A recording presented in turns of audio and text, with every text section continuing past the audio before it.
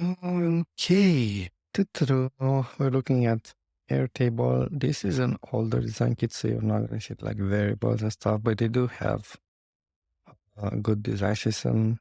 They do like their style, typography. If you're using Airtable, you know what I'm talking about. I guess this is the only page that we're getting with font, icons, components, which again lack some basic stuff like how does an error state look like. And this is an official one from Airtable.